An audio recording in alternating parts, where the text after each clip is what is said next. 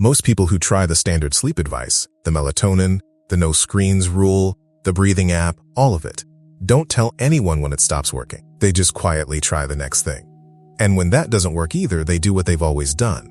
They assume the problem is them. This video is about why that assumption is wrong, not in a general, you're doing great way. In a specific mechanistic way, one that's going to make your past failures make sense for the first time. There are 5 reasons standard sleep advice fails anxious people. Not 5 opinions. 5 structural mismatches between what the advice was designed to fix and what your nervous system actually has going on. By the end of this, the failure won't feel like yours anymore, because it wasn't. Before the 5 reasons, there's something that has to be said first, because without it, none of them will land the way they need to. Standard sleep advice was not designed for anxiety-driven insomnia, it was designed for sleep deprivation. Those sound like the same problem. They are not. Sleep deprivation is what happens when your schedule, your environment, or your habits prevent you from getting enough sleep. Fix the schedule. Fix the environment. Fix the habits. Sleep improves. That's the logic behind everything you've tried.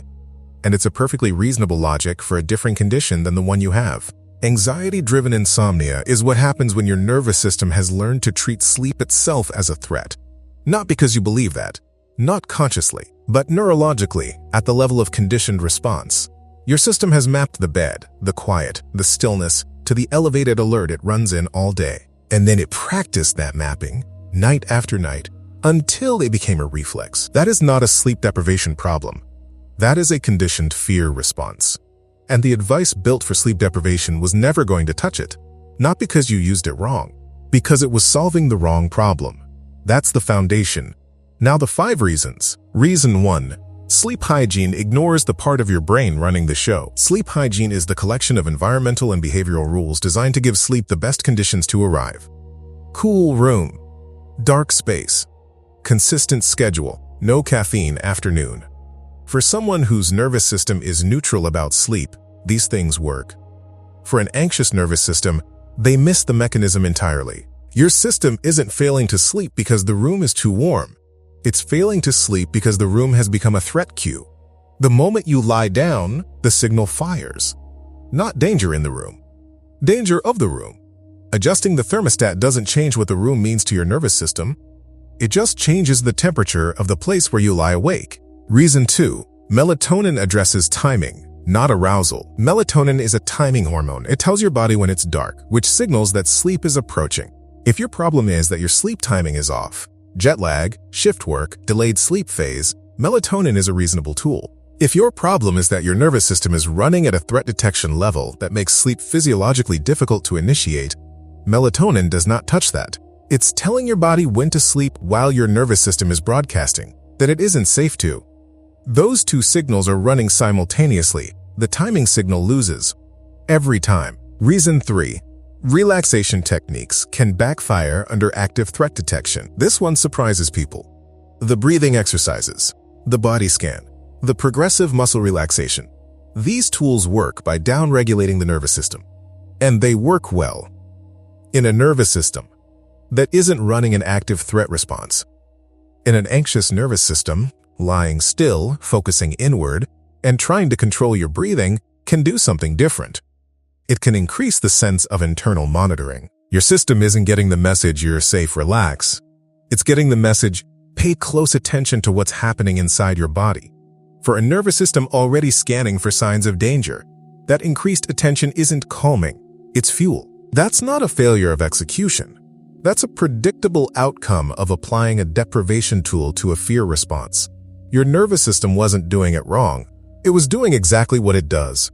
Now we come to the last 2 reasons, and these carry the most weight. Reason 4. Tracking makes hyperarousal worse. Sleep trackers feel like the right response to a problem you can't control. If you can measure it, maybe you can manage it. The data feels like leverage. Here's what the research on this consistently shows. In anxious sleepers, tracking increases sleep-related anxiety rather than reducing it. When you wake at 3 a.m. and immediately check the app, you're not gathering neutral data. You're feeding the part of your nervous system that has decided sleep is a performance to be evaluated. A low efficiency score isn't just information, it's evidence. Another data point in the case you've been building against yourself. The tracker was supposed to be a tool. For an anxious nervous system, it became a judge. Reason 5. Effort itself becomes the problem. This is the one that carries the most weight. And it's the one almost no sleep content addresses directly. Every standard intervention has something in common. It asks you to do something to sleep, to try, to execute, to apply, to practice, to be consistent. And for an anxious nervous system, that effort sends a signal. A very specific signal. It says, sleep is a problem. Sleep is something that requires management. Sleep is something that can be failed at. And your nervous system, which has been running threat detection since before you even lay down, receives that signal as confirmation. There is something here that needs effort. Which means there is something here that could go wrong. Which means vigilance is appropriate. Which means the opposite of sleep. Here is what your nervous system actually needed the whole time. Not better effort, not more consistent execution, not a more optimized environment. It needed a signal that the threat was gone, that there was nothing here to manage. That sleep wasn't a performance.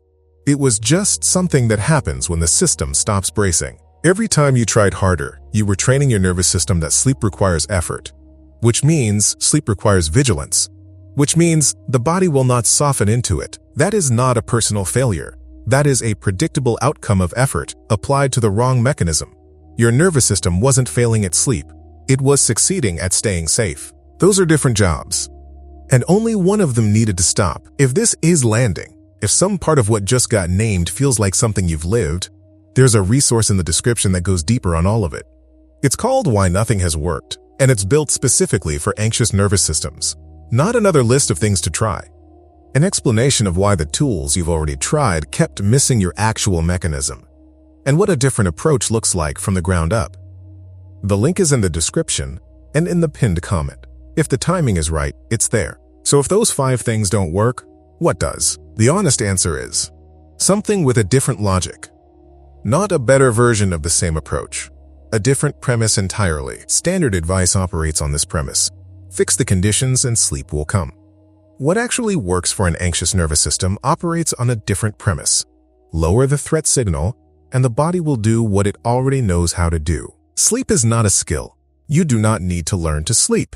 Your nervous system already knows. What it has learned incorrectly through repetition is that this particular situation, this particular hour, this particular room requires vigilance.